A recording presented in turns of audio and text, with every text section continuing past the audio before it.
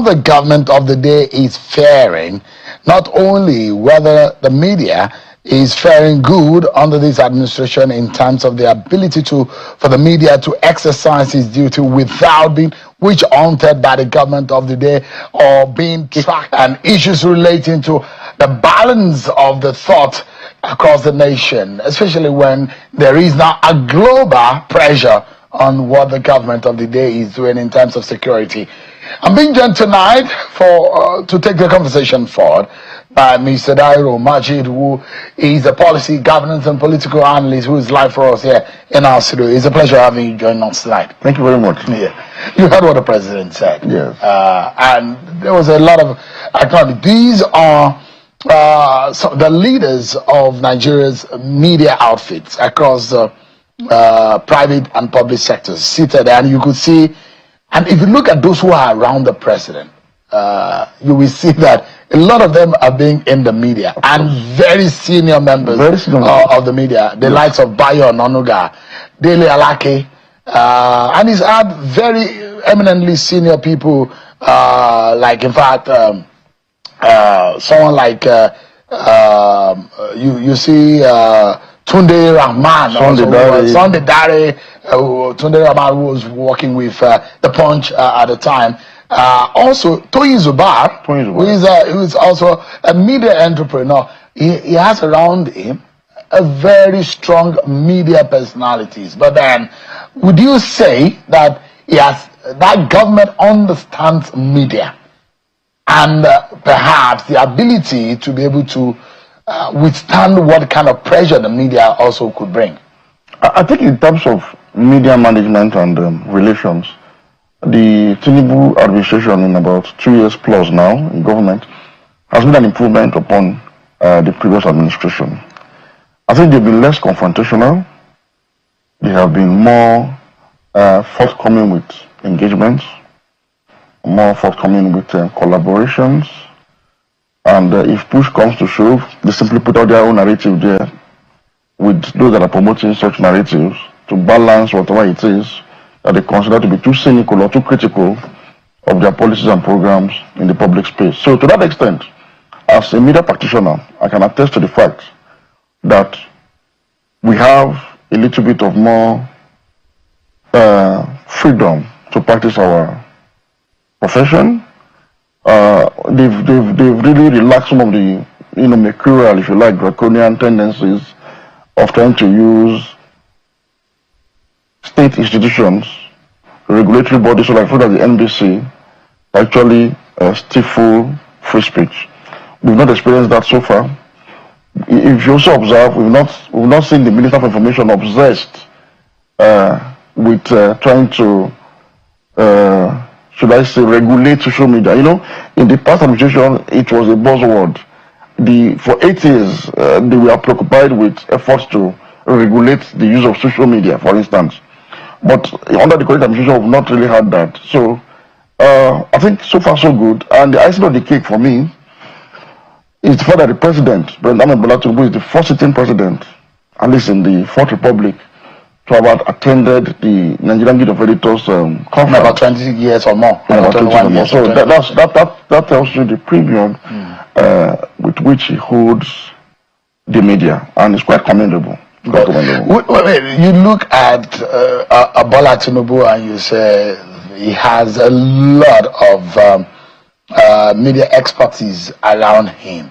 But have they been able to utilize it as much as possible? Yes, there might be a tendency that there is an understanding that this was where a lot of them who surround him belong, and the fact that they need to also, now they are on the other side, they cannot stifle freedom of press, but the fact remains that public relations, management of information, you see what happened in the Trump situation. Has there been proactiveness rather than reactiveness that we have seen? How would you describe how they've been able to manage and package the government and Bola Tinubu as an entity? Okay, the Minister for Information, Mohammed Malagi, who is a veteran public relations expert and a publisher in his own right, has been able to bring some sort of finesse, some sort of clarity, and non-combative approach, non-confrontational approach in communicating government positions. And to that extent, what he has done is that he's been able to admit sometimes when government may have not done certain things right, while taking criticisms as a form of feedback mechanism from the media and promising to do better. So to that extent, they've been able to somewhat douse tension. You know, I knew what we went through, what we went through in the last 8 years, when you had the government to contend with on every issue. I mean, it was as if the government was so obsessed by public opinions that everything was brought down, you know, to make sure that people do not speak freely. I mean, there was another government that Twitter was banned in Nigeria, for instance. But the Minister of Information has done a lot. Yes, once in a while, we see some of the presidential aides, maybe out of personal loyalty to the president, going overboard sometimes to present certain positions. But I think the minister is trying, particularly in the case of the American and Trump Buhari recently about genocide and terrorism in Nigeria. We saw disparate tones come out of the presidency, but once the Minister of Information held that press conference and officially committed that we've taken note of what our international friends and allies are saying, this is what we are doing so far. The government is not complicit in whatever killings that is going on in Nigeria, and we are doing our best while engaging with them to see whether we can have more collaborations to bring in security to Nigeria once and for all, to end once and for all. So to that extent, I think he's been able to manage it properly. All I would say is that maybe if others can simply allow him to continue to manage the communication coming out of the government, I think it will be more tidy and better for the government and for the president himself. In terms of diplomacy, that a lot of people are asking for, that this government need to, in every channel possible, as country to country now, based on, because we've since not heard from Donald Trump from all of those social media messages that he has released on how he's going about his so-called military intervention in the case of what is happening in Nigeria or what has happened in Nigeria. But in country to country and the manner in which things have gone over the last few weeks or days, how would you assess how this government had reacted? Were they panicky? Did they show you an initial panic? Well, did that help the cause? I think it was a shock in the first place because nobody expected that the president of America will actually threaten a direct military intervention in Nigeria to put an end to terrorism, particularly as it concerns targeted killings of Christians. So I'm sure they quickly recovered from that, and the statement that came from the president eventually during the last fake meeting complemented what the Minister of Information had put out a few days earlier, which is to say, in summary, we have taken note of your concerns, we have been doing a lot to combat this same issue, and we are willing and ready to partner with you to put an end to this menace. That for me was also a very good statement coming out of the presidency. However, in terms of diplomatic engagements, I think this is not the best of times in terms of relationship between Nigeria and the United States of America. I'll say this because this is the first time since 1999 that an elected Nigerian president would not have had a one-on-one meeting with the President of America either in Nigeria or in the White House. If you recall, the predecessors of this current president, within 1 year of their election as president, would have had that, meeting, because Nigeria is a major ally of the United States in the African continent. That hasn't happened. That means all is not so well between these two countries. And now, added to this, is it the countries or the leaders? In terms of relationships, the leaders represent the country. Or the priorities the leader of our country pays to the interest of America and America's interest in Nigeria. And I give an example: the trips and the relationship with China, the trips and relationship with France, the trips and relationship with other countries, Brazil and all that, where some of these leaders have been met, or even the United Arab Emirates, or even Saudi Arabia. The leader of our country has met some of these leaders more than once in some cases. Yes. So you wonder whether or not our non-alignment, diplomatic international policy or orientation has really been jettisoning or drowned to some kind of alignment with China, some other interests, or Brazil, or BRICS-related interests? But I just think that given the importance of the United States to America, in terms of security cooperation, in terms of economic cooperation, one would have expected that the President of America would have extended an invitation to the leader of the largest or the most populous black country on the continent for a state visit, as used to be the tradition before now. That hasn't happened. Neither has Trump also visited Nigeria. If you recall that President Clinton visited Nigeria, President George Bush visited Nigeria, while Yar'Adua visited George Bush, I think within the first 6 months of his election as president. The same thing with President Goodluck Jonathan. In fact, President Buhari visited the White House before his cabinet was ready. So this shows that there is a gap. Now, for me, we need to reconstruct our relationship with the United States of America, as well as all other development partners, while sustaining our relationship with some other, I won't say rival powers, but some other alternate powers.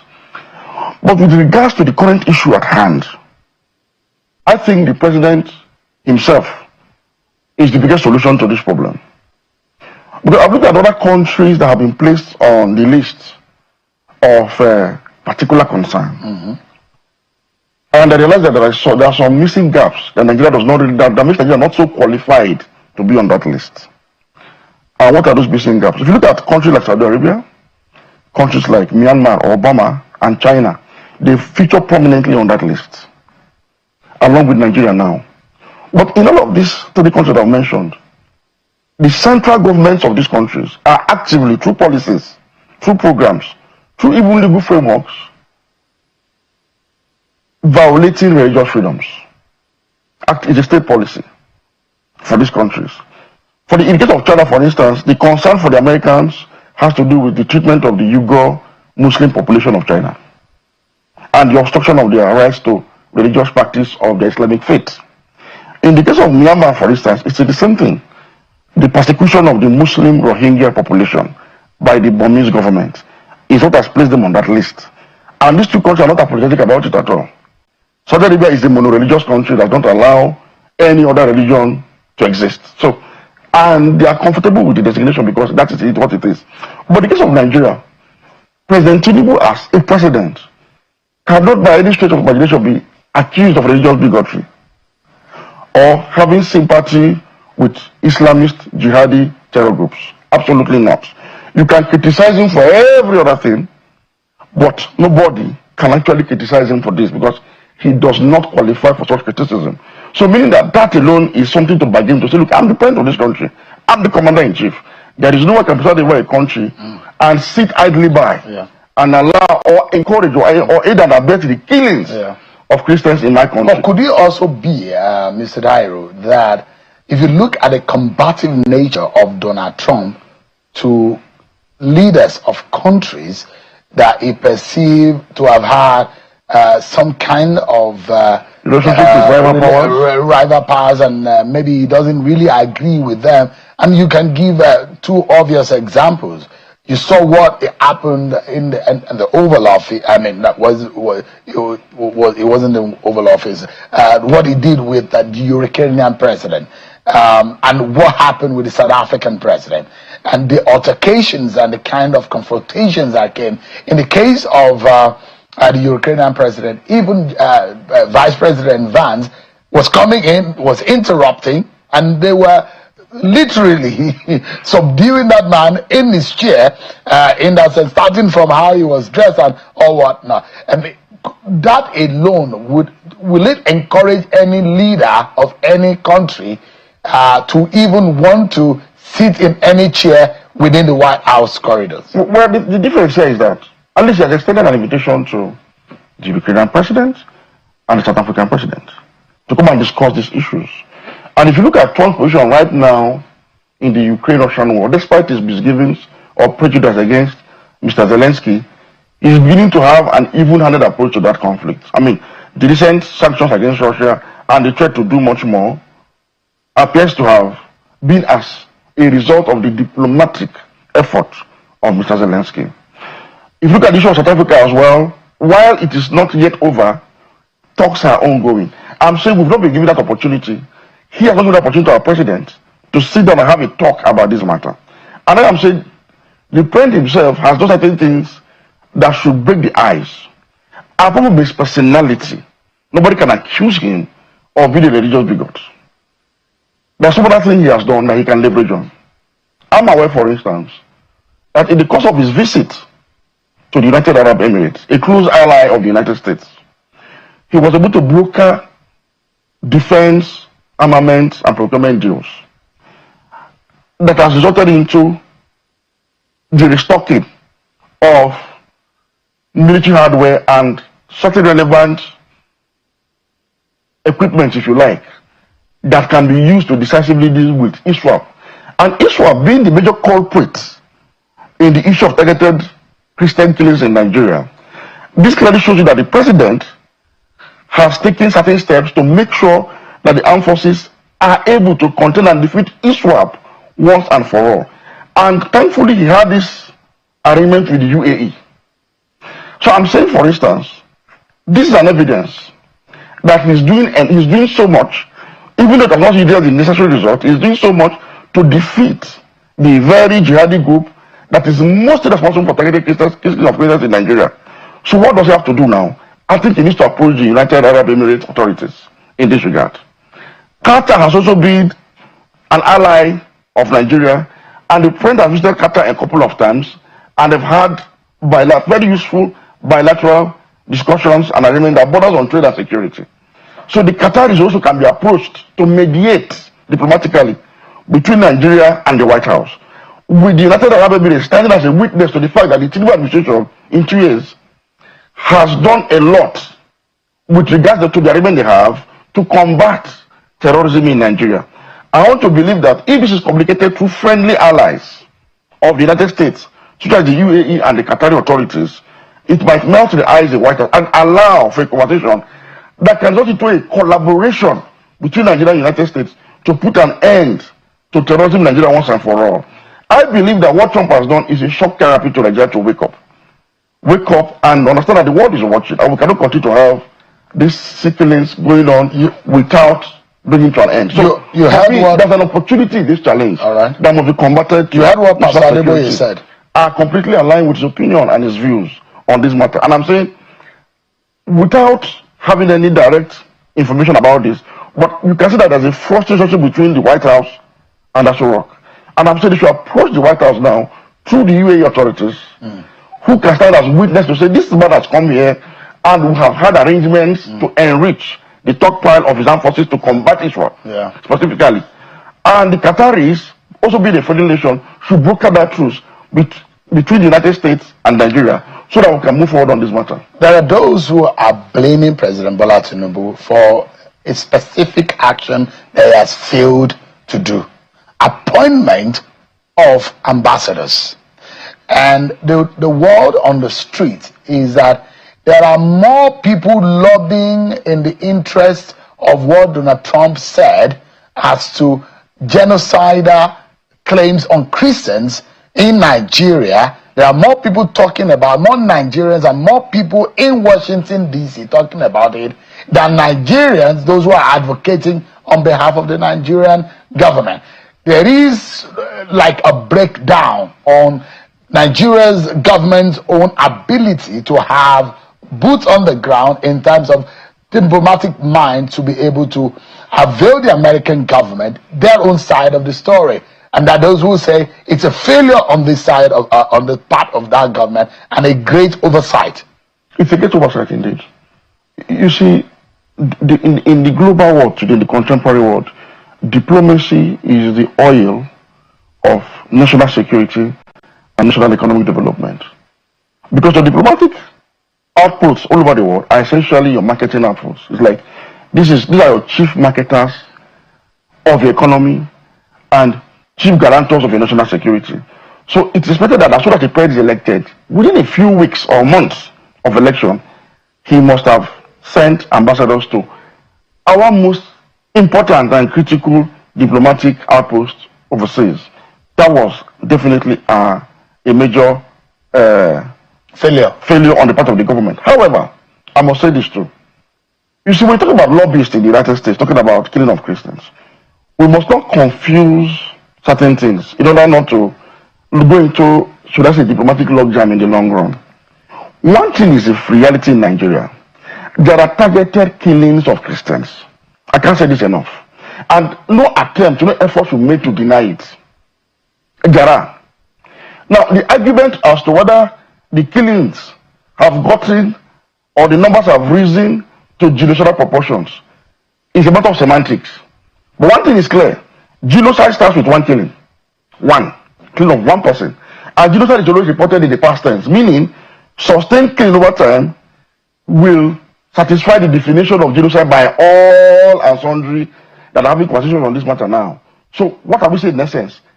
One thing that is a fact between all parties is that there are targeted killings of Christians. I've heard the argument that Muslims are killed as well. And I say yes, Muslims are killed as well. But the jihadi groups that are killing Muslims because they do not consider those people to be Muslims. But the jihadi groups that are killing Christians actually kill them because they are Christians. This is the difference. And we cannot deceive ourselves. We shouldn't live in this denial at all. So it's not about going to counter lobbyists in Washington to say this is not happening. It's how we deal with to say that as a country, we have dedicated the largest land military operation since the Civil War to combat this menace. To show that we're making effort. It is to say that our president, for instance, cannot preside over the killings of Christians because he would have endangered his own wife and children. It is to say that, look, we have entered into agreements, we have sought help from our friendly country like the UAE, and they've given us some help to show that we are serious about combating it. Meaning that the government is not AD that abating it, unlike the case we have in Burma, where the government of Burma aided and abated the killing of Rohingya Muslims, where the Chinese authorities are restricting the just freedoms for the Uyghur Muslim population of that country. Or else Saudi as a state policy do not allow any other religion to exist except Islam. But in the case of Nigeria, the central government, is not in this category with other countries. So that can be leveraged on to say, look, we are willing to partner to do the needful. So our partner ambassadors is to simply go there and say, look, these things exist, but we need more help than we can get it now to put an end to this menace once and for all.